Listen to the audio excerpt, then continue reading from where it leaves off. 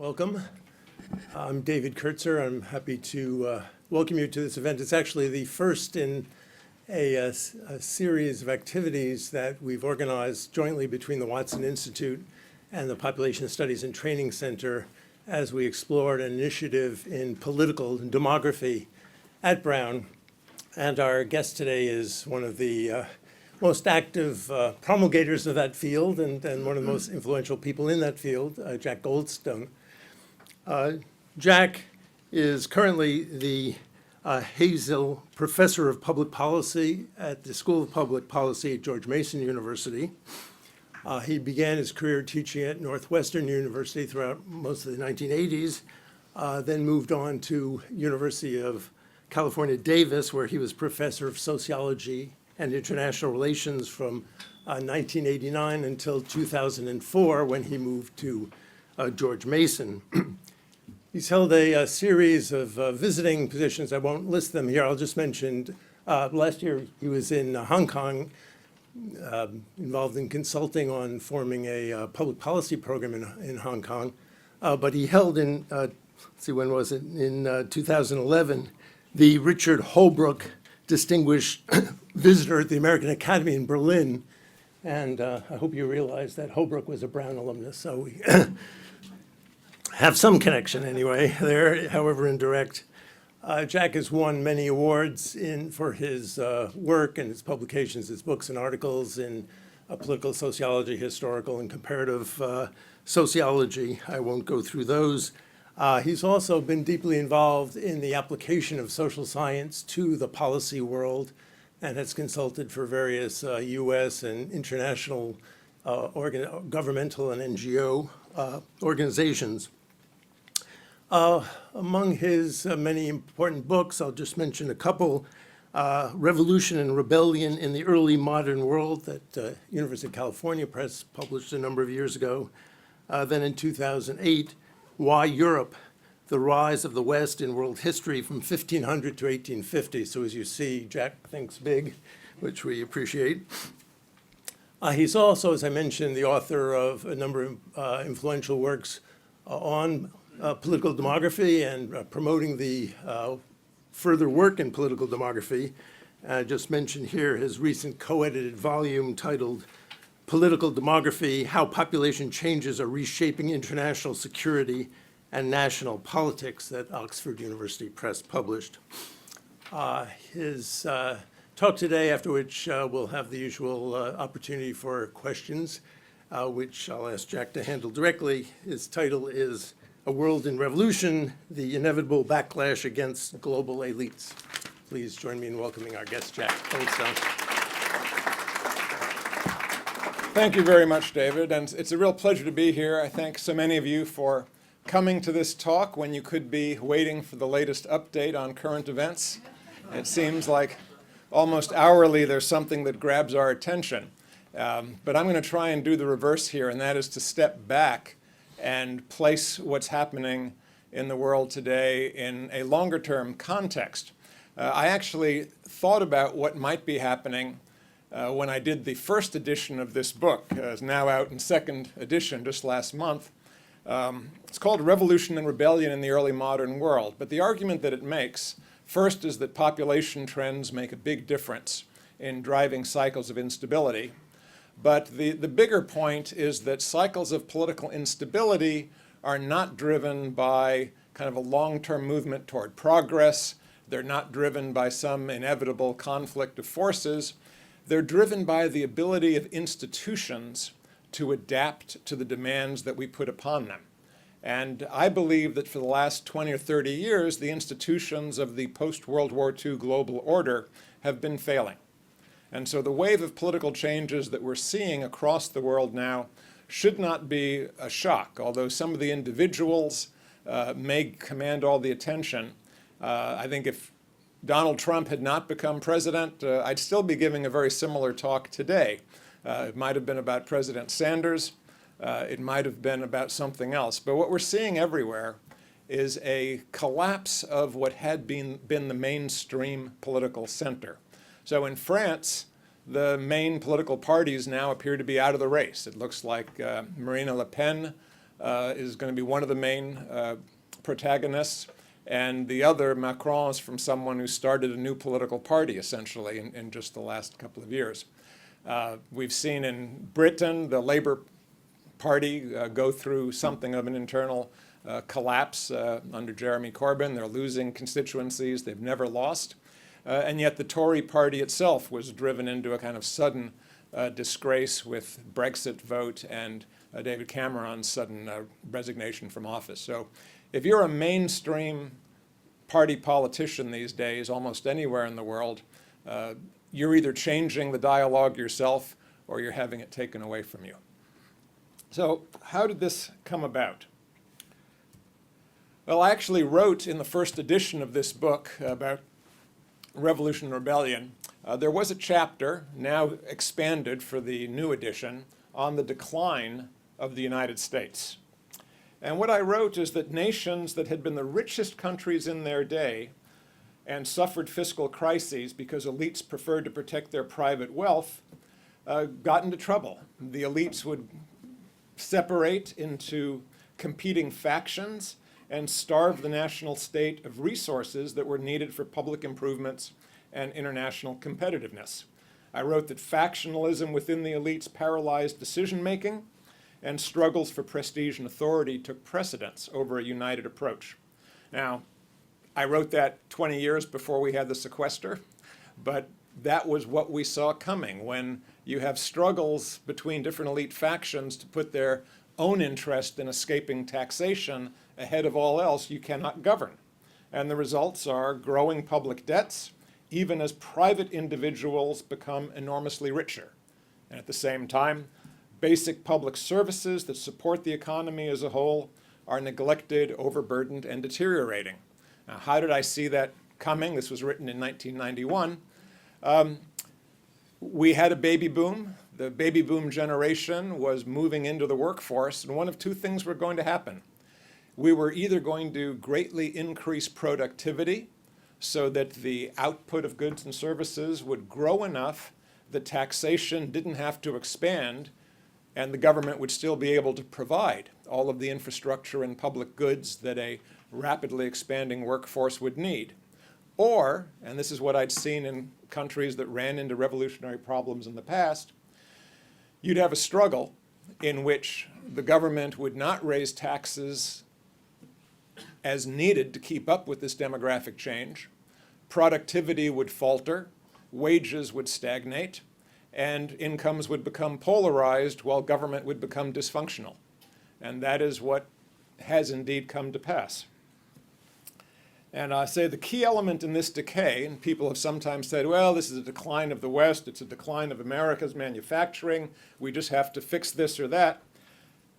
I don't believe that's true. I think what happened was an erosion of public institutions and public services. And this decay threatens to undermine the foundations that supported American economic growth for the first 3/4 of this century. And I wrote, if unchecked, the long-term results, which are now only slightly apparent, will be a relative decline in living standards, freedom of decision, and international position of the U.S.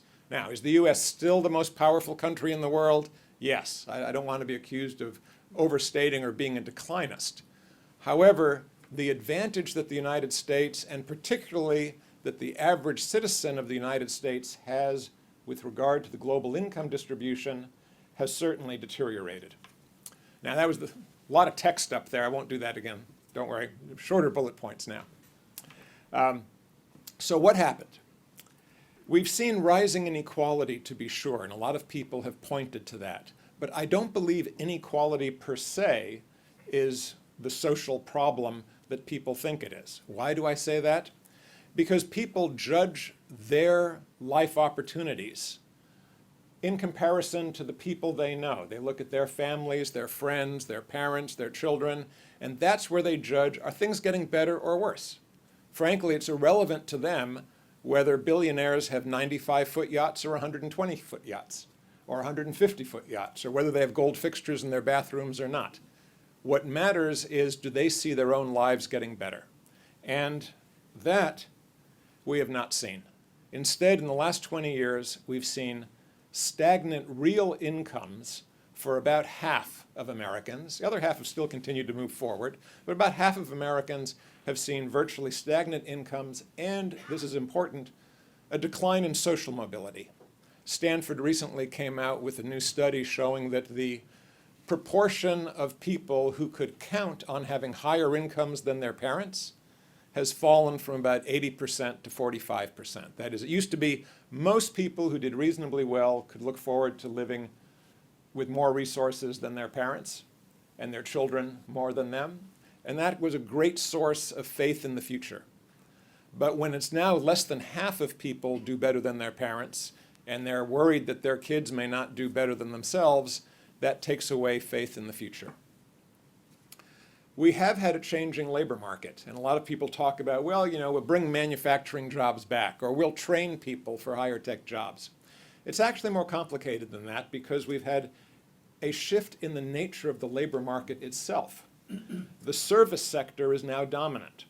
So Walmart employs about 2 million people domestically.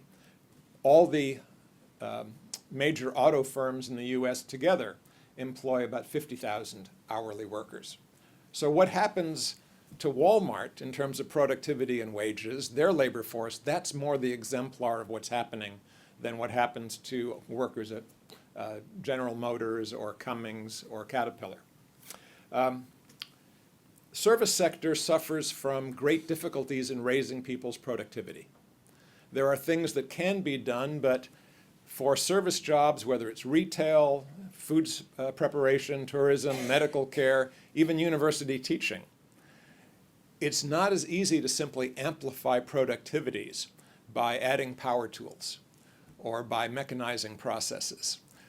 It's true that I no longer have a secretary since we have word processing. I have to do all my own correspondence and book all of my own travel. That saves the university a secretary, but I don't think it makes me any more productive as a teacher, as a faculty member. So we've seen efforts to bring automation to the social sector, but we haven't really succeeded. And without rising productivity there, the economy is in trouble. The access that people have to what I call the key public goods and social mobility goods is constricting. And we're having big debates about this, obviously. Healthcare, education, should we use the Affordable Care Act, replace it? Should we go to vouchers or not? Do we have adequate access to public parks? Do we protect and provide adequate nutrition? Can people live in safe neighborhoods? These have all become gut instincts. President Trump talks about them all the time. People respond to a discussion of those things because we can't take it for granted anymore. We used to assume that the government would provide decent public education, fair recreation, safe neighborhoods, but all of these things have actually become much more difficult for lower and middle income families to attain. And the result has been this great educational polarization. We have these enclaves of high education, high levels of cultural capital, what people have called the protected class, where people do live great lives. I mean, you go to restaurants in New York, San Francisco, Los Angeles, you need a reservation because they're overflowing with successful young professionals. But you don't see that everywhere. Less educated, less healthy people voted for Trump, not because they have less education or they know less, but I would say they know very well what happened to them. They have been left behind and disrespected by the knowledge workers that have managed to stay ahead in the kind of digital high-tech economy. You can see this from the map. The small number of counties that voted blue, Democrats, it's very concentrated in those areas where knowledge workers dominate the economy. But everywhere else, by and large for Trump. And it's not just a question of income or education. There was a story in The Economist just last week about this Cummins manufacturing town, Seymour, Indiana, very low unemployment, high wages, but voted overwhelmingly for Trump. It's not just they're economically doing badly, they're not. They're doing well, but they're concerned about the future of their country. They're worried about whether their kids will get the education to compete. They're worried about whether America will remain competitive with other countries in the world. They're concerned about preserving America's distinct culture, and they're worried about, frankly, physical safety, threats from terrorism. They trust someone like Trump to cut through what they've seen as political fighting, factionalism, dysfunction, and they say, Trump's a smart guy, he'll figure out what we need to get America back on track. Now, why do they feel America has gone so off track? This is a curve of income growth in different deciles of the global income distribution. It's called the elephant curve because if you use your imagination, the right side of the curve looks like the elephant's trunk up in the air, and the left side looks like kind of the backside of an elephant. But what does it really mean?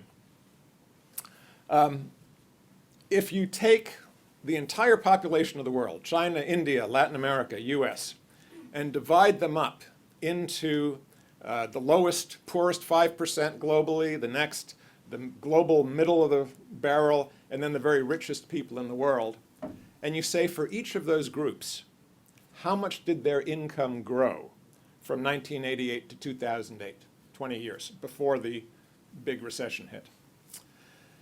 Well, everybody knows that China and India started to move into global supply chains.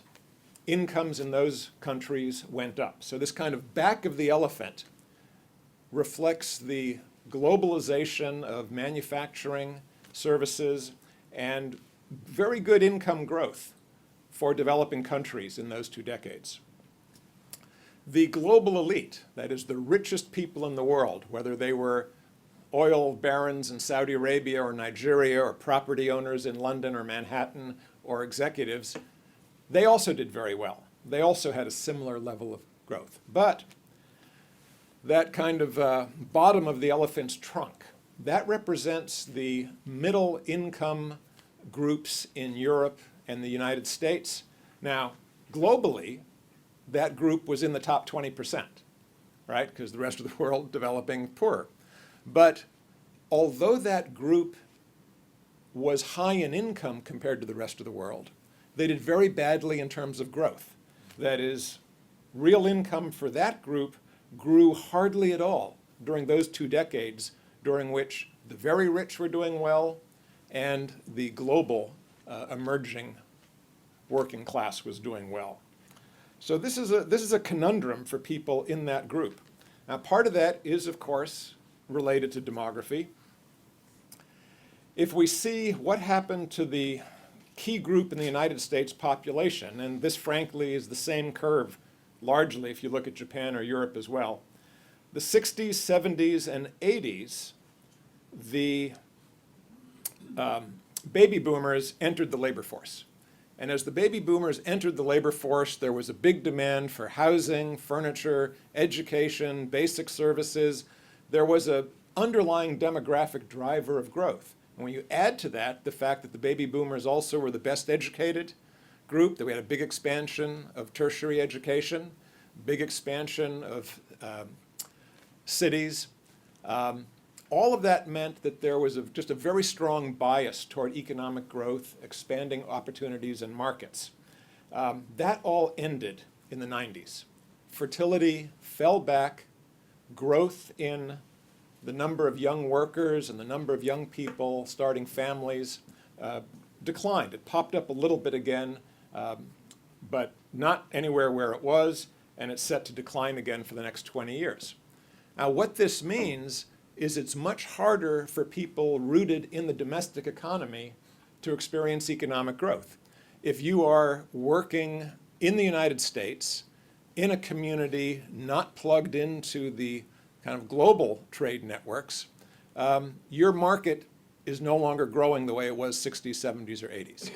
Now, if you're exporting to the developing world or you're taking advantage of supply chains in the developing world, then you can do very well, right? Because you're marketing to billions of people and you're drawing on the lowest cost supplies and labor. But if you're providing local services, even if you're a lawyer, a doctor, or a dentist, even if you're comfortably retired, you're just not in a high growth area anymore by the 1990s. Now, Add to that, we're also seeing, at the same time as this economic slowdown, a big boost in immigration. Now, we're a country of immigration. We like to say we've always been welcoming to immigrants, but in fact, it's gone in cycles. When the United States gets larger volumes of immigration and from new sources, there's generally been a tightening of immigration laws. And we're going through a cycle like that now. Brian Grattan has written a nice article on this. We used to have, huge flows of immigrants from Mexico. That's basically stopped. Net immigration from Mexico is now slightly negative. Why is that? Well, Mexicans have gone from having 4 children a family down to about 2. The Mexican economy has improved and has been able to take advantage of global opportunities. Not just NAFTA for Mexico to export to the United States, that's true, but Mexico exports to China, to Latin America. Mexico's economy provides enough opportunities for a slow-growing population that there's no longer this huge push factor or even the huge pull factor from the United States. So most of the immigrants who come across the southern border are now from Central or South America rather than Mexico. Where we're getting immigrants still, large numbers of immigrants, is from different parts of the world. It's much more varied. Immigrants from the Middle East, immigrants from South Asia. My son is an engineering major, and he's one of the few Americans in his advanced engineering classes. You've probably all seen this, a lot of Asians and Indians, people from the Middle East. They're willing to come here, take engineering courses, fail them, retake them, fail them, retake them again. It's not easy to get a degree in engineering, but they're willing to do it because they know if they get their degree, they'll be able to work at home. I joke about this. I say that Americans are not willing to do agricultural work. They're not willing to do differential equations. Both are too hard. Computer science appears to be in the happy middle, that we have a huge expansion of Americans doing software coding. But at both ends, we're seeing a change. And there's obviously difficulty for Americans in getting used to the idea that larger and larger numbers of people from unfamiliar areas are coming to the United States. In 1970, U.S. population was only 5% foreign born. You may say, boy, that seems very low. How is that possible? Well, the answer is that there were immigration restrictions that were fairly strong in place in the 1950s. And the baby boom greatly increased the native-born U.S. population. So 1970, tail end of the baby boom, 95% of Americans were native-born. All minorities, Hispanics, blacks, others, were only 16.5% of the U.S. population. Now that's doubled. And people's perception is often that minority populations are even larger, because in some places they are. In California, it's about 50%. So depending on where you go, you can see where people would have a sense that, oh my gosh, America's population is being overwhelmed by immigration and minorities. It's not literally true, but in terms of the perceived change in the last couple of decades, you can see why it's credible. Similar in Europe. Europe, Muslim population was probably less than 1% in most countries in the 1970s. Numbers are so small, we don't actually have exact numbers. Today, 40 years later, most European countries have a Muslim population many times higher. Still, only 5 to 8%, about 8% in France, which is the largest in Western Europe. But people's perception, and we've had polls where we ask people, what do you think is the perception of Muslims in your country? And people say 20%, 30%. It's not accurate, but they feel it's true, and that is what matters. It is, however, especially true if you go out and look at younger people. Immigrants tend to be preferentially drawn from younger males, and the age of European and American societies has been rising. Median age in the United States has gone from 27 in 1970 to 36 a couple of years ago. So if you look around and say, what are the young men in our society? A larger proportion of them are immigrant or foreign-born than is the case for the population as a whole. I hope I do no one a disservice. I look in this room, I see it is a predominantly Caucasian background room, but also median age relatively high. I'm part of that myself, so don't take it wrong. I'm 63 now, and I'm part of this group that hopes that 80 is the new 60 when I get there. But we are aging as a society, and immigrants have been refueling our youth labor force. But the result is when people look around, they do see more and more young people that look foreign. Now, the large volumes of immigrants from new areas, Muslim countries, Asia and Africa, now this is driven in part by income convergence. That is, as other countries around the world get richer, it doesn't mean that they're going to send fewer migrants. It actually means more people have access to the information and the resources to become aware of the opportunities for international migration and to take advantage of them. It takes some resources, some ability to take risks, and some skills and energy to be an international migrant. Most people just migrate to the next largest city. That's where they think, to take the leap to another country is very risky, and you need to have some resources to do that. So what we've seen is as developing countries get richer, the flow of international immigration grows. And it's driven in part by labor market needs, to be sure, and in part by more open immigration policies, the fact that we put a big emphasis on uniting families. So we have kind of welcomed this change, but it's also been a shock to us. Now, this probably will get worse rather than better in the future, in the sense that there will be more demands for people seeking to migrate to the United States from unfamiliar areas, and particularly from Africa. What I've put up here is a graph of anticipated changes in the global working age population. And as you can see from that blue line, the future really will be dominated by increases in the working age population in sub-Saharan Africa. It's the one part of the world where fertility has not dropped rapidly. So if you're looking at India, mothers in India are trying to have about 2 kids on average, not much more than that. In China, of course, under the one-child policy, they had less. So China's population, which is the green line there, has already started to decline. It's kind of, if you look from 1950 to 2010, you say, wow, it's all China and India, but the future is going to be different. Populations in China and India are going to start to stabilize or decline, and it's really going to be Africa. Now, in a way, that's a great opportunity. If we need young laborers to fill all kinds of jobs, they exist. The fact that we have an aging society need not limit our economic opportunities. But it does mean we have to look outside for some infusion of fresh labor or integrate our economies so that the American and European economies can benefit more from growth outside their borders. But oddly, what we want to do now, it seems, we want to close up our borders, build walls, limit migration, and trap ourselves with an aging and declining workforce. It's one of those things that makes us feel safer and more secure in the short term, but is not a very sensible prescription for our economic growth in the longer term. Now, these numbers can be a little disturbing. I just put them up here to be suggestive. Nigeria, looking at this is total population, not labor force growth, but the numbers are pretty frightening. Most countries in Africa can be expected to double or triple in population in the next generation. Why is that? Largely because population growth rates are not falling as had been expected. It turns out that we've put a lot of effort into improving primary education and literacy that has worked. We've put a lot of effort into trying to raise incomes, and that has largely worked.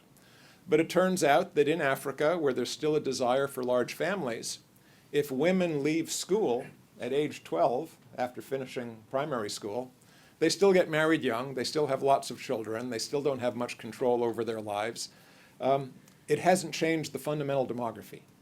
That will require changing women's access to secondary education and professional jobs, which has happened increasingly elsewhere in the world, but not very much there. So these projections suggest that countries like Nigeria, Uganda, and Niger will have populations in the tens or hundreds of millions looking for work in the future. Nigeria's population will be larger than that of the United States, probably by 2040. Uganda's population, which was only 33 million a few years ago, will likely be around 100 million within a few dozen years. China, on the other hand, which we've kind of worried about as the great rising power, the great threat to the world, their population is now falling rapidly. And they may be in a period where they're trying to get whatever gains they can before they're forced into dealing with their own domestic crisis from falling labor. Now, how do people look at what happened? All right, what do people see? They see that for the middle class, the working class, and not just working class, people in services, but people who are kind of earning the $30,000 to $60,000 a year that was a really good income in Europe and the US in the 60s and 70s, people in that section have seen the rich in their countries get much richer. They've seen people around the world who were previously much poorer than themselves get much richer, but they've gotten stuck. We've stopped making progress. And so, of course, they're going to ask, what is holding us back when everyone else around us, rich, poor, foreign, domestic, seems to be doing well? They can certainly see that there's great economic energy. The new firms are all founded in a few places, Dallas, Houston, LA, Miami, London, but the rest of the country economically does not seem to have that dynamism that you find in those core metropolitan areas. So how do people look at this? Well, they answer simply. People that are getting rich are taking what should be ours. If we're not sharing, if the world is growing and everything seems to be getting better for other people but not for us, someone is getting in our way and taking what's ours. We're being tied down by international agreements that weaken and drain us and don't benefit us. This international trade thing seems to work for everybody but us. So others, minorities, global elites, foreign powers, that's who's winning. We're not. And the experts and governments have not helped us at all. They've only helped themselves, right? And that is an accurate view of the world, as viewed from the perspective of about 50% of the populations in developing countries. It's not a myth, it's not a misunderstanding, it's not a failure of elites to communicate.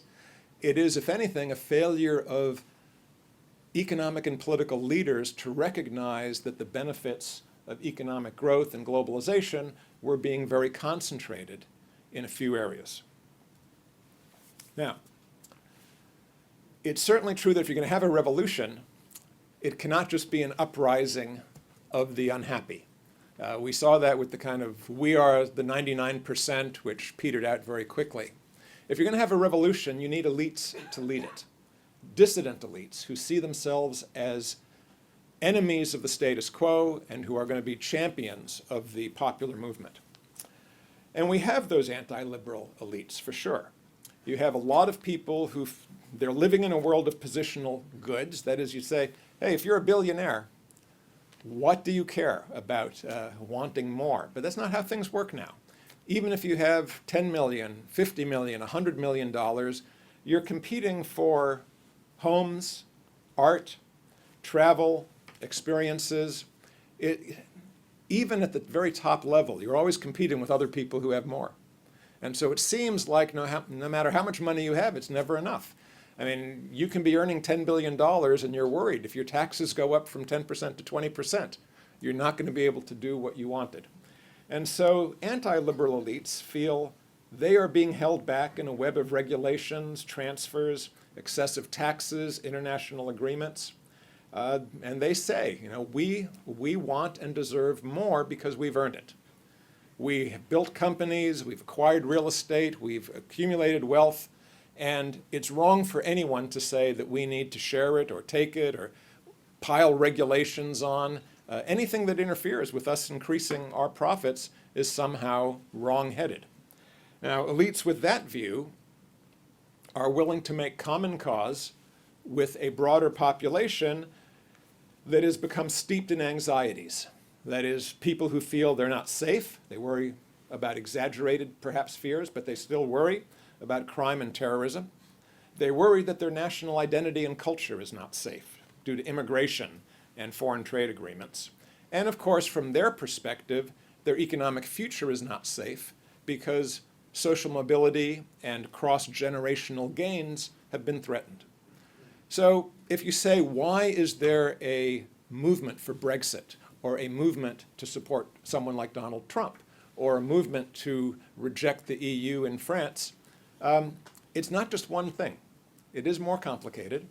It's a coalition, in a sense, of people who feel economically disadvantaged, people who feel that their culture is threatened by immigration and change, who feel that the wave of terrorism or crime is going to grow and is not being stemmed, whether it's coming from immigration or from just a breakdown in law and order.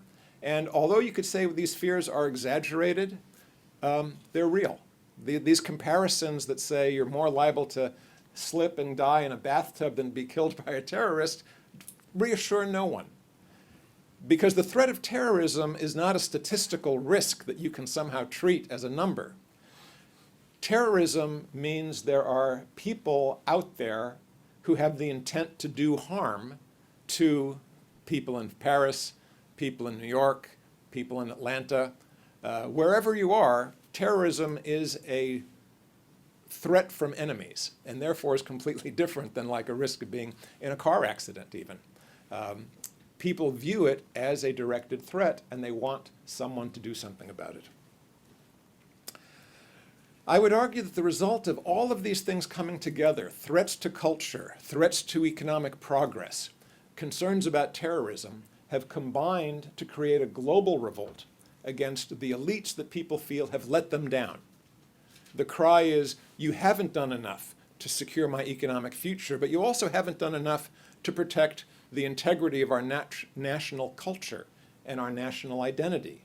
You haven't done enough to make me feel safe from the terrorist threat, despite all the troops that were sent overseas and the money that was spent. So the foundation for this revolt was laid by the failure of elites to comprehend how these multiple threats were impacting people. Dissident elites who also feel that the system was not working for them, they have their enemies. Their enemies are this open world, multiculturalism, the lack of clear moral rules. And their goal, and this is true in Turkey, in Russia, in China, as well as in Europe and the US, is to recover national control. People want control of their borders, they want control of their culture, they want greater security, they want to win self-respect and recover honor, in a sense, for their livelihoods, their work, and their country. Now, I argue that this actually is best understood as a revolutionary movement. It's not just an argument about policy. It's not just, well, you know, we'll cut taxes here, we'll have job retraining here. That doesn't resonate with people's emotional feeling that their very identity and future is under threat. And that's where we get into this notion of this is a revolutionary moment. There is actually a coherent ideology behind all of these disparate movements. If you look at what President Erdogan is promoting in Turkey, what Brexit promised, what Trump promises, there's a strong emphasis on nationalism against globalism. We're going to make our country great, and people, you know, our country is important. Russians have pride in Russia's larger role in the Middle East, even though pensions and salaries are being reduced. Nationalism still matters. We didn't ban nationalism somehow at the end of World War II or when we founded the United Nations.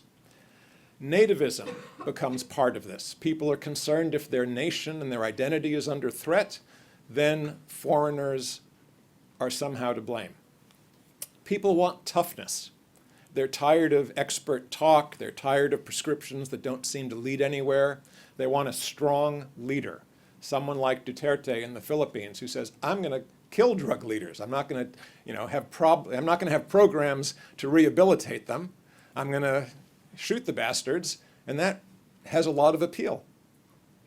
Anti-internationalism is part of this, the feeling that we have to solve our own problems because the international system just drains resources and undermines what we're doing.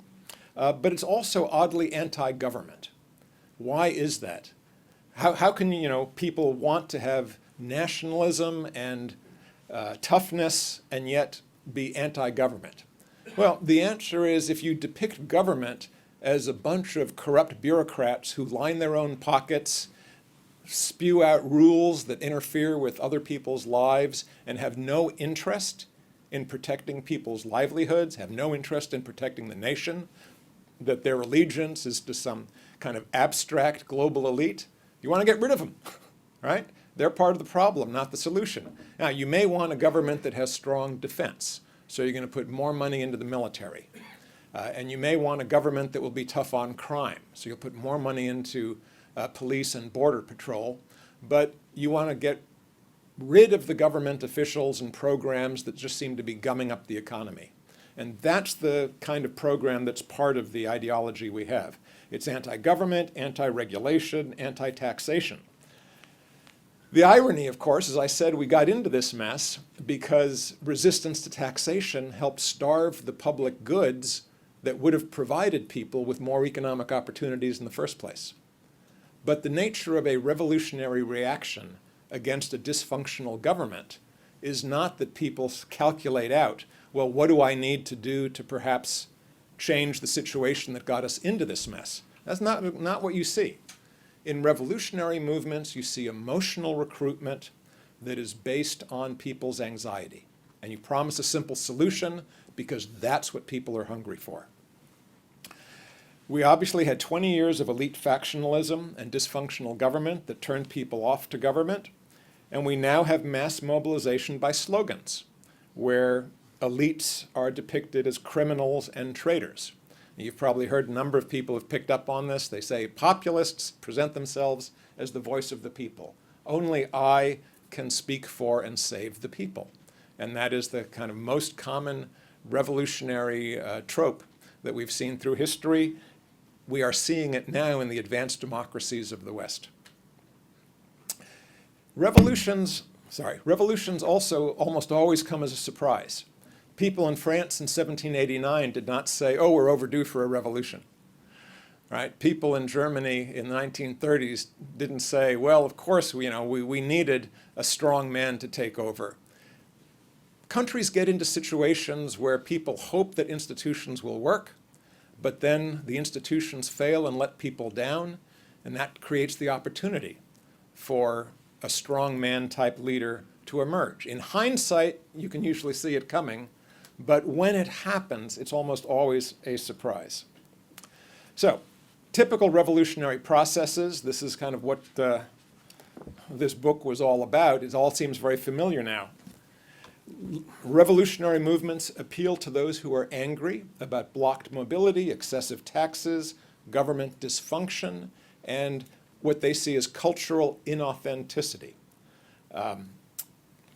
The attack on Obama as a foreigner, in a sense, kind of prefigured all the attacks we see now on foreigners as enemies and so on.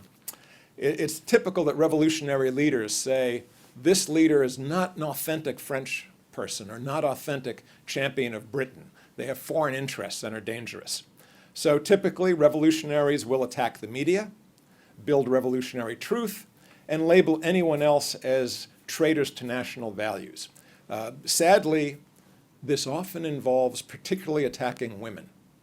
So in the Arab Spring, it was the wife of Ben Ali in Tunisia who took the brunt of the abuse for being the embodiment of corruption. In France, Marie Antoinette, who was basically not political at all, nonetheless got dragged down through various scandals that were essentially false narratives of corruption. There was a story about a diamond necklace that Marie Antoinette had essentially stolen. In fact, there was a criminal plot to take a necklace, pretend it was a gift for the Queen, and sell it off in England to get money for the courtiers who were involved. But Marie Antoinette was blamed for this. And in a sense, poor Hillary Clinton was damned over and over for her corruption and criminality. Lock her up. And again, if you're familiar with the history of revolutions, picking a woman who seemed to be going too far or who somehow embodied what you hated is what revolutionaries do. Charles I, King of England, he was attacked for having a Catholic queen, and it was imputed that he was a closet Catholic, didn't really deserve to be king. Similar attempt to discredit Obama through the birtherism. This is not normal politics, right? It's one thing to say my opponent is a corrupt scumball, my opponent has policies that are absurd. It's another thing to say these people are criminals, traitors. When the Assistant Attorney General disagreed on the immigration policy, Trump labeled her as having betrayed the Justice Department in the United States. This is the language of revolution. It forces an us versus them outlook. The immigration order was justified as vitally necessary to protect us from all the people coming in, and it's necessary to overturn normal procedures and rules, replace them with extreme decrees, target enemies, exalt friends. Competence matters less than loyalty in such situations, and it's necessary to act fast, because you want to try and change everything at once. If you're making a revolution, everything has to be overturned and changed. Now, a lot of us are concerned about this. We see some of these as a revolutionary movement in the United Kingdom, in France, the United States.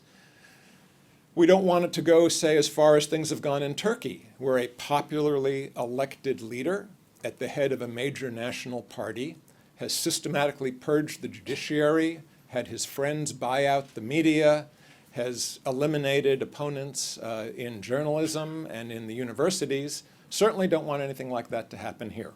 So what is to be done? The short answer is discouraging. We're looking at the result of long-term pressures that have been building up for decades. We've had a surge in immigration. We've had major increases in inequality that had the effect of leading to stagnation and blocked social mobility, and frankly, declining rewards to low and middle skilled work. Now, these are the results of demography and institutions. You can't just blame this on someone like Trump coming along. I tell people Trump is the symptom. He's not the disease. The disease has been festering for decades. People are fed up and angry. You've heard this over and over, not telling you anything new. They want to break the system because they feel it's strangling their future and leaving them unprotected. If you look at the polls now, you'll see that, oh, Trump isn't very popular and so on, but the people who support Trump, Republicans is one proxy for it, although that's not accurate. Trump does have support from independents as well. But Republicans still support Trump about 80%. And what's particularly frightening is if you look at the polls that ask, who do you believe more, the media or the White House? Republicans, it's about 75–80% believe the White House more than the media. Democrats and independents, it's about 75% the other way, believing the media. So we're becoming a country that can't agree on basic facts, can't agree on who is credible. It's almost two different countries that consume two different media viewpoints and have two entirely different attitudes. And so if you're a Republican in Congress and you see that Trump has 80% support among Republicans, you have to support whatever he does, right? What choice do you have? That's what your constituents are telling you they want. So in a sense, you can't simply say that there's some easy way out. Trump will make a mistake, the Republicans or independents will come over. I don't believe it's that simple. People really are fed up, they want change, and they're willing to tolerate a lot of messiness in order to do that. That's how revolutions are. And I also have to tell you, again, from reading the history of revolutions, that counter-revolution usually doesn't work. If you have a genuine popular movement with committed elites at its head, and you don't have a strong, overwhelming force, if you can't isolate the revolutionary leaders, doesn't matter. So blocking, carping, acting like we're somehow smarter or have the real answers will not work. You're looking at a popular movement based on emotion, led by elites who want to break and transform the system. That's difficult. So what can one do? First thing is to embrace the revolution's supporters. It really bothers me when I see people criticizing Trump supporters or supporters of Brexit as people, oh, they don't understand their own interests, they're not educated, they're easily taken in. That's not fair. It really is necessary to embrace the people who want change and recognize the validity of their concerns. Yes, there are bigots, there are unpleasant people who are on the Trump bandwagon. That's true. But that's not a majority. That's not the people who took someone who you would think is completely implausible as a candidate and not only made it close, but actually got them elected. And as I've said before, I mean, yes, the election was close, but I take no comfort in that because it shouldn't even have been close unless people really wanted a radical change.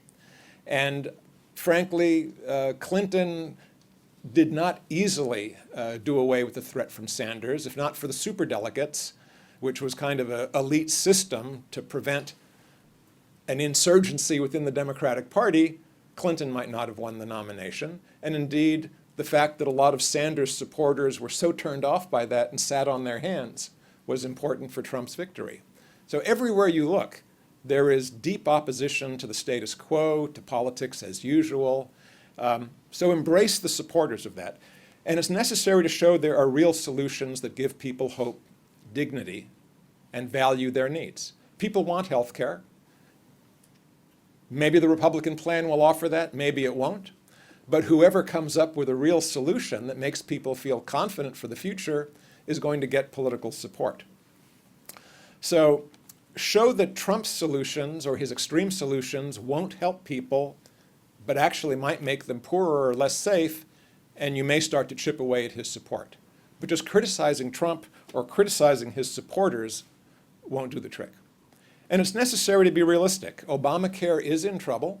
It was never properly completed.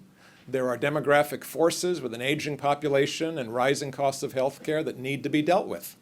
Social Security and Medicare are okay, but they are facing trouble down the road too, and a lot of state and local pension systems particularly. You can't just pretend that everything will be okay. We need to find practical solutions and solutions that will work for everyone, and not just for the poor, not just for the rich, but really try and treat America as very diverse, but everyone needs to benefit. I think the core needs are education, health, jobs, and respect. It's easy to give respect to people, but we often don't do it. It's harder to provide jobs for people, but the best way to provide jobs is to have a growing economy, and the best way to keep the economy growing is to keep it open, because other parts of the world are poised to grow faster than the United States. So those two parts are relatively easy. Healthcare is complicated. When Trump said, who knew that healthcare was so complicated? The answer is, well, we all did, which is why it was very tricky to work on. But we need to figure out ways to improve the delivery and access to healthcare. And education, we're here in one of the great universities of the world. America has the greatest universities in the world, but it may not have them forever if we can't continue to attract the best people from all over the world. And if we can't provide the type of primary and secondary education to maximize the talent that we have here. I don't think vouchers are the answer, but it is very clear that we have an educational system that, compared to other educational systems in the world, has much greater variation than it should. The best students in America are still the best in the world, but the range of variation in achievement in America is also greater than most other countries. And that handicaps us going forward. If people felt that their needs in these areas were being addressed, I think they'd be much more comfortable. Now, the worry is if moderate measures fail, revolutions usually go in more radical directions. So if the only thing that opponents to Trump do is block programs so that nothing gets done for another 4 years, we might end up with a more radical alternative on the horizon. Things are never going to go back to the way they were. We're not going to have another baby boom. The US is never going to be much richer than all the other countries in the world. We've got to kind of come to terms with living in a more balanced world, but also give Americans confidence that they will have a leading role in that world. I think Obama tried to do that quietly, but there were too many failures in practice. That elephant curve, with half the population falling backwards relative to the rest of the world, that undermined all the good plans. I think it's important to focus on processes and laws. It's not worth fighting every battle, right? What's really important is to focus on preserving the Constitution at all costs. That's what has made America exceptional. It's kept our government flexible and resilient. And the idea that we can somehow solve our problems by not paying too much attention to constitutional niceties, just let the strong man get on with it, that's what undermined democracy in much of Latin America and Asia in the last 50 years. So let me wrap up by simply saying, eventually we'd like to change the demography, support education and women in Africa. We're not doing that. We're just letting that run on its own. We need to improve international institutions and get prepared for the immigration pressures and environmental disasters that are on the horizon. We may need to limit refugees, provide more support in place. We certainly need to restore social mobility and access to public goods. I think the European Union also needs to be saved, and right now we're walking away from that as well. Finally, one needs to recognize that whether it's Trump or Le Pen or Wilders, it's not a passing event. These people are just the messengers. We really need to think about rebuilding institutions that have failed, whether it's our educational system, our healthcare system, and we need to tell people there may be some short-term sacrifices required in order to get to the future that we all deserve, and not to simply say, you know, we can fix things easily just by beating up on someone. Foreigners, immigrants, global elites. Exerting strength may feel good in the short run, but it's actually laws and institutions that keep us safe in the long run. And figuring out how to rebuild our laws and institutions so they work for everyone, not just the rich, not just those who are benefiting from this or that program, but really everyone is the big challenge we face. Thank you very much.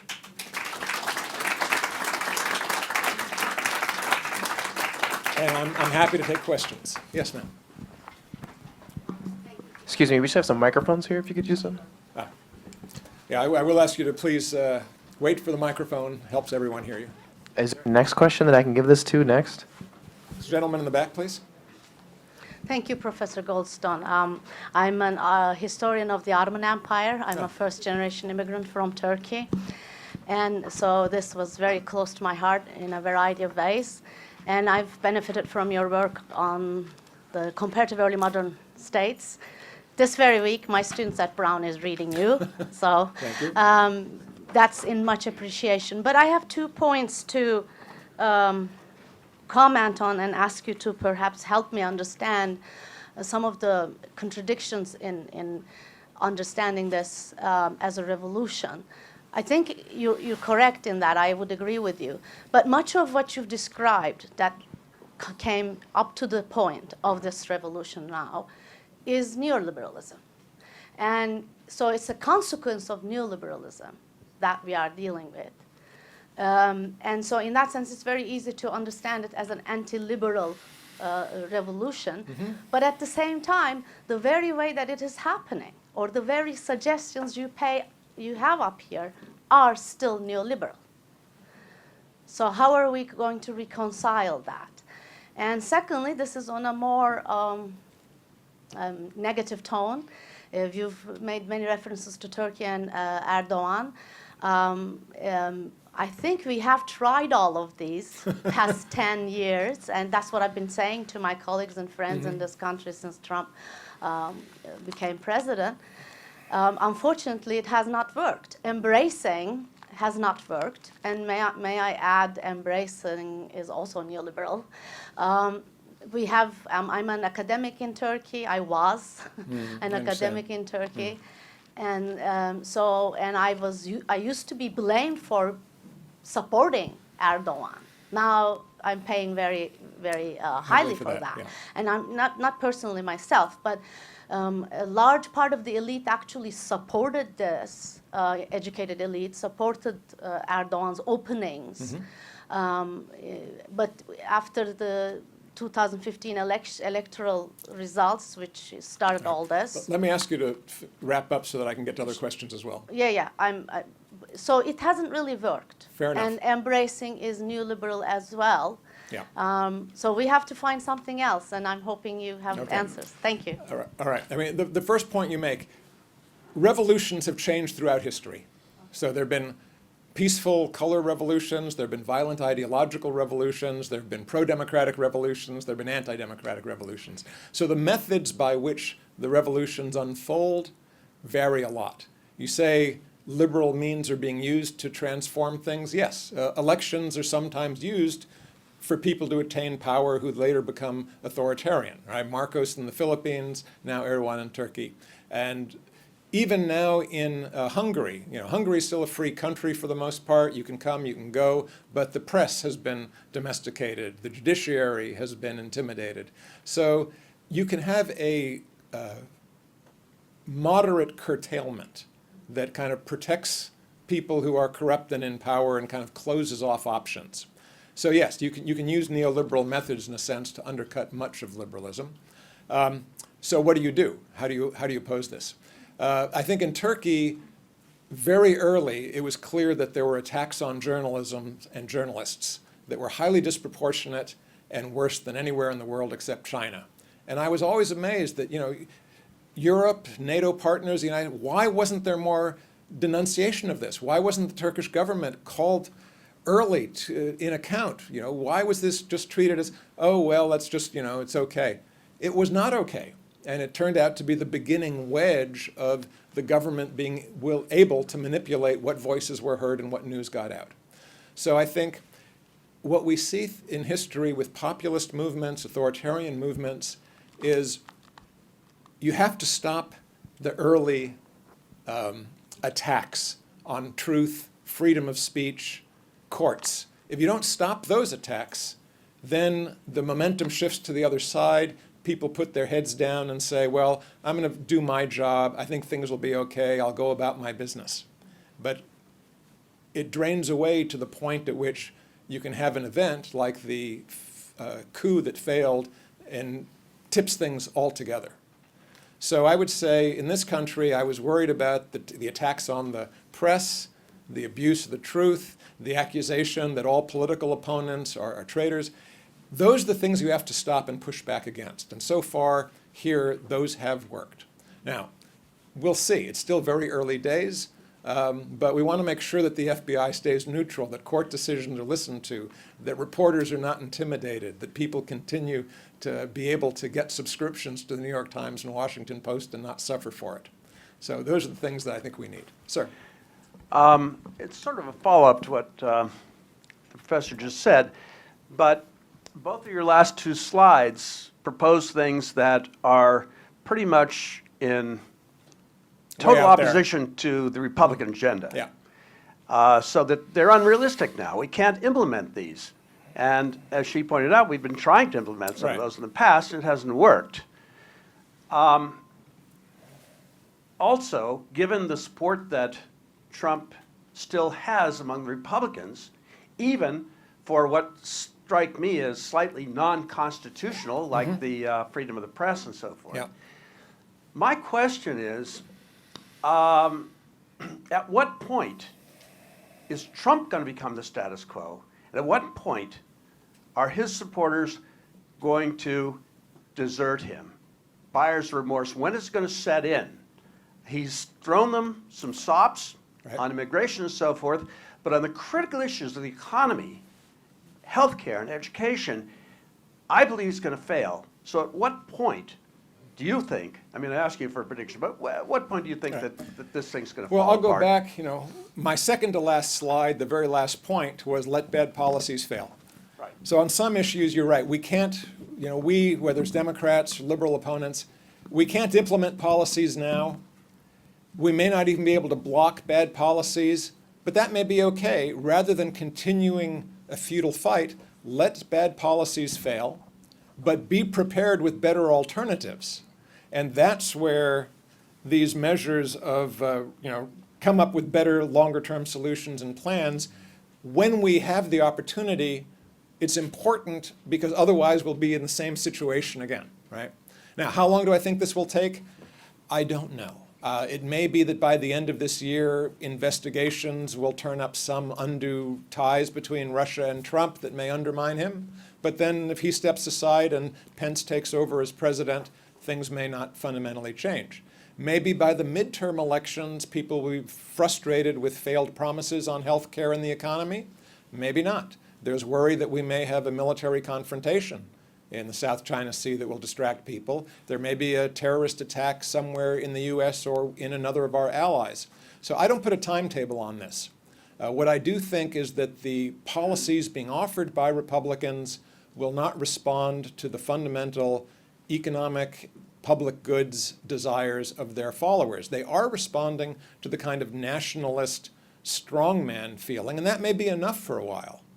We will see. One thing we've learned about populism in Latin America is it can be very durable. So people in Cuba endured a stagnant economy for a long time because they felt at least the Castros were standing up to the US, and that made Cubans feel they could stand a little bit taller, right? So if Americans feel that Trump is giving us pride in our country again, even if the economy is not doing what we hoped, it may take 4 years, 8 years. We'll have to see. Yes. If you'd like, could you Andrew, microphone. next two questions? And Dietrich in the back. Thank you. I find the portrait you paint very compelling. The causal story still feels a bit vague to me, in part because you attribute the global revolution to demography and institutions, but the institutions aren't spelled out and made very precise. And in listening to the account, I can't help but think that the two big exceptions to the story among high-income OECD countries are both coordinated market economies. Germany, where Merkel's under threat not from a right-wing populist party, but from the SPD, being led by a Eurocrat, and Japan, where the LDP is incredibly powerful. And it strikes me that Germany might imply that demography is not destiny, and Japan might imply that demography is actually endogenous to politics, and that really we need to take the political institutions more seriously. Look, that's a fair question. It's not the institutions per se, but the growing lack of fit between institutions that were designed for demographically growing economies in a world where North Hemisphere was dominant, now dealing with a world where economies in the developed world are aging rapidly, immigration forces have grown, global income is being balanced out, and our institutions do not make us feel strong and confident in this world. Now, is Japan an exception? No. Japan has become more nationalistic and militaristic also. They're, basically, sorry, this is bad placement for this microphone. If I talk with my hands, I'll just do that. Japan had a defense force that was barred from an active role, and they have felt it's not appropriate, and they are training to have a more active military. Abe has been criticized for visiting the shrines of war heroes. The only reason to do that, of course, is to project strength as a nation. So yes, Japan is, I would argue, going this way. It hasn't seen an anti-immigrant movement because Japan has been rigorously anti-immigrant for decades, but it probably will come because they're now facing such labor shortages, especially in elderly care, that they're betting on robotics. They have cute little robot baby seals that old people can hold for comfort, but they're recognizing that they need to do something to restore the labor force, and that's going to lead to clashes in the future. So the timing is a little different given Japan's peculiar national culture, but they're same trends, growing nationalism, anti-immigrationism, and so on. Germany is a bit different because having been through the crisis of World War II, there's a strong national conscience there in which elites have not been as vigorous in attacking the liberal state and international institutions as elsewhere.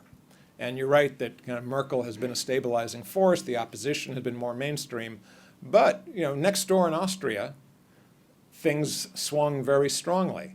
Germany has been a little more insulated. They had the success of integrating East Germany, which gave people a lot of confidence. And frankly, Germany has done a better job of training its labor force and maintaining its exports and kind of middle industries than other countries. That's not sufficient by itself, but it's part of the explanation. We'll see what happens in the Netherlands, which has also done well economically, but has felt more under siege. And, you know, again, the anti-immigrant fervor has not gotten as far, but if anything takes Merkel down, it will be anxiety about immigrants and preserving German character. So I think you're right to say it's not as simple as I've made it seem, but I think if you allow for individual national histories, you still see the same broad trend everywhere. Peter? One refrain of your analysis was, these people think this way, and it may not be wrong, they may not be right, but it matters anyway that they think this way. That is a very weak basis for a revolution. If I look at your revolutions as they actually happened, they happened somehow, yes, they were not easily foreseen, but they were implemented very soon with a combination of internal violence or violence against other nations and nationalism. The last fits the French Revolution, the first fits the Nazi Revolution, the Communist Revolution in Russia, and the Communist Revolution in China.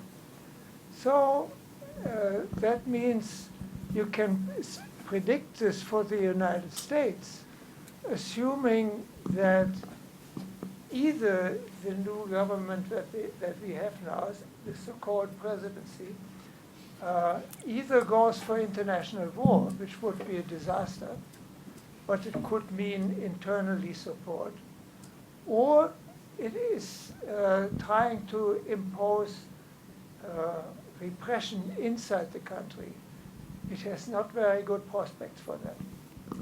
Well, the question really is about how violent this process could be. It could become more violent. I mean, we've seen already an increase in hate crimes, in anti-Semitic vandalism, shootings of Sikhs, other minorities. This could conceivably get worse if, say, for example, there's a terrorist attack and Trump uses that to heighten people's feeling of carnage, anxiety, we're under threat. When the National Socialists rose to power, they relied on a high degree of street fighting that they kind of fomented between the socialists and nationalists, and they took advantage of that by saying, you know, our cities are breaking down, we can restore order. Now, this is exactly what Trump has said. He's exaggerated the degree of crime in Chicago for one case. He's looked for other examples, but, you know, 45 days. I do worry that things could get worse, and it's necessary to be vigilant. So as I say, I think we're seeing an effort at revolution. Revolutions take a long time to unfold. They're not today, tomorrow. But I see us on a pathway that departs from what has been the usual politics of Democratic and Republican parties or other mainstream parties anywhere. We're seeing kind of an attack on the whole system as we've seen it. Now, I hope, you know, we'll be resilient, but I'm not assured. We'll have to see. Other questions? In front, Jeff. Is there another question that we can get the mic to? Over here. Yeah. Okay. Okay. Jack, thank you for the great talk. I especially appreciate your opening slide with all the quotes from 1991, which have proved very precedent. And you suggested that much of this had to do with political demography at the time, and I'm not contesting that, but I want to suggest maybe a complementary explanation and have you react to it. The other big thing that happened in 1991 was that the Soviet Union collapsed, right? And social psychology tells us a lot about how othering is important in identity formation, both for individuals and for nations.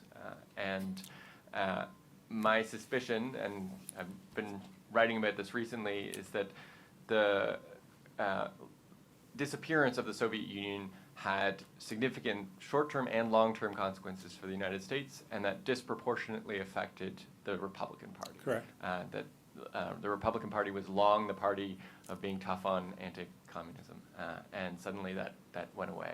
And so the narrative there, I think, turned to a different kind of other, which has ultimately become kind of Washington elites. Yeah. Yeah. And so I want to test that Okay. hypothesis out. Well, I embrace that, all right? I don't see it as a criticism at all. There's even a section in the new edition of the book that follows that view. What I say is that if we look back at what happened at the end of World War I, the Allies were victorious. They thought they had managed to fight the war to end all wars, and they were now free to impose their will on the world. And they took, Britain and France took over the empires of the defeated countries. They tried to chop up Turkey, and Germany was burdened with heavy reparations. And in the economy, people threw a party with the Roaring Twenties, but they didn't really lay the solid institutional foundations to rebuild the world after the devastation of World War I. They left things very unbalanced. And as a result, there were revolutions, in a sense, in Germany and Italy. The mess of the empires remained. And by the 1930s, the economy had gone through another crisis, and autocracy had reemerged. I see something very similar in the Cold War. At the Cold War, my friend, Frank Fukuyama, announced the end of history. Undue optimism. I understand where he was coming from. But it was wrong to think that ideological forces like nationalism or even fundamentalist religion had somehow been banned. They're part of human nature. You need institutions to balance those feelings. Instead of developing new institutions at the end of the Cold War to kind of integrate former defeated foes, we pushed NATO up to the borders of Russia, figured, oh, everyone will fall in line. We have the formula now, Washington Consensus. And kind of weaknesses in our system, high variation in educational provision, problems of what happens to Social Security and Medicare if the population changes, they weren't addressed at all. Instead, we just went forward, assuming everything would be okay, and now we find ourselves in a kind of Cold War II, right? With Russia and China asserting themselves, authoritarians presenting themselves as having the solutions to the leftover residue of issues that weren't solved at the end of the 80s. So I think you're absolutely right, and it's part of the context in which we failed to adapt our institutions, because we thought we'd won. And in fact, we'd only gained a temporary advantage. There was one more question? Sorry. Yeah, I'm interested in your comments on what you have described as the disrespect that the revolutionaries feel from the elites, and probably what the elites feel is an anti-knowledge, anti-rationalism viewpoint from the revolutionary quarter. Rejecting climate change, rejecting so many things because they are knowledgeable Right. statements. How does that play out? How do you overcome that? We agree that Hillary Clinton made a deplorable comment, but other than that, I mean, it's very difficult to deal with someone who says that facts and reason don't matter. Yes. Look, it's a very complicated sociological question.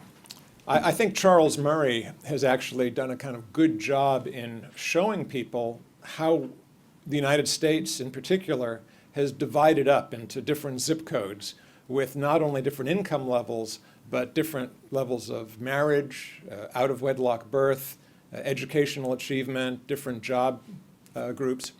And there's actually decreasing knowledge from people who live in the privileged zip codes of what matters to people in other areas. Now, if we go back not that far, to the time when we accepted America has, we got working classes, we have middle classes, but everybody kind of considered themselves middle class. And people went to the army together, they went to school together, they lived in cities together. You ran into people, and that's just less so now. And what people who used to be able to have pride in manual labor as providing a good living and providing dignity and support for a family, they lost that. men who had skills that were valued find those skills no longer provide. They can still get a job in the service sector, but it's not a job that gives them a higher income than women or enough to provide for a family, and they feel devalued. And what's the alternative? Well, if they could say, okay, you know, things didn't work out for me, but I know that my kids, if they work hard in school, can do well, that's an outlet. But now, you know, if you are working in a farm or a former factory town and trying to get your kids into just a middle-level state university, they're still competing with kids who are foreigners, kids who are children of elites who get special preparation, special backgrounds, minorities who still get advantages in certain kinds of admission, even, you know, musicians, artists, and it's not free anymore. I mean, even state college tuition has gone up to where it's expensive. So it's easy to feel that the world is closing in on you. You know, we used to count, and the government used to provide ways for us to get ahead. And they don't do that anymore. Everything is becoming more difficult, more competitive, more complex. Now, how do you give people a sense of feeling that they're valued? Listening to them, including them in your travels, events. The fact that Hillary Clinton didn't even visit a lot of rural areas was a slap in the face. De Tocqueville talked about the French elites before the French Revolution, which he knew very well because he was one of them. And he said, you know, it was the most amazing thing to me is the French aristocrats would have all these discussions about the unfairness of taxation, the problems of the poor, inequality, and they acted as if the people they were talking about had no ears and didn't hear that that their problems, you know, were very severe, and they were being told this and reinforced this, but nothing was being done about it. The elites acted as if this was all an intellectually challenging problem, but not a real concern. And gosh, that sounds a lot like what we've had here. So I think the example is when AIDS struck the United States. First, it was treated as the fault of deviant communities for their deviant behavior. And when it was treated that way, we made no success in treating it. And the people who were vilified for being responsible got angry and engaged in protest behavior. When the medical community said, hey, we need to have people from the gay and lesbian community represented, and we need to have people work with us on building solutions, the problems were solved better, people felt recognized and respected, and everything worked out. And so I think that kind of just going out to communities, including people in the solution, putting people on advisory boards, working with them, is a simple step. But elites thinking that they can devise answers in think tanks and offer these solutions is not going to work. I mean, sometimes, you know, if you say, I've got something completely different, let's try it, people will say, okay, let's try it, nothing has worked, okay, fine. But that doesn't work either. You really need to make everybody part of the process to get solutions that work. So I think that's where we have to go. Thank you.